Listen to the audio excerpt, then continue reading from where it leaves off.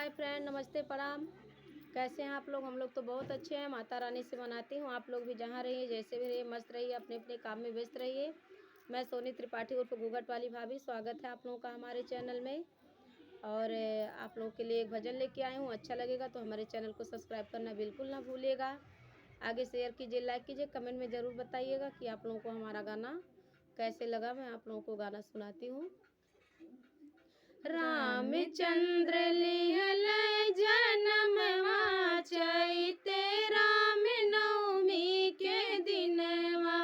रामचंद्र लिहल जनमवा चैते राम नवमी के दिनवा।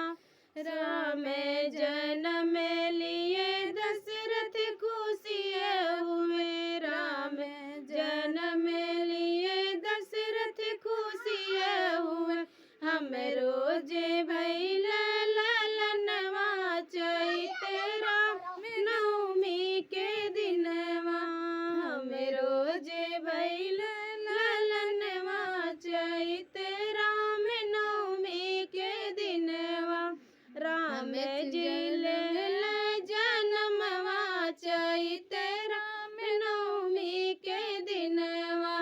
राम जन्म लिए सीता खुशिये हुई। राम जन्म लिए सीता खुशिये हुई। हम रोजे भैल सजनवा चैते राम नवमी के दिनवा।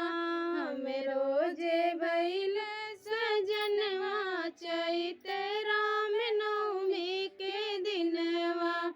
राम जियल जनमवा चैते राम नवमी के दिनवा।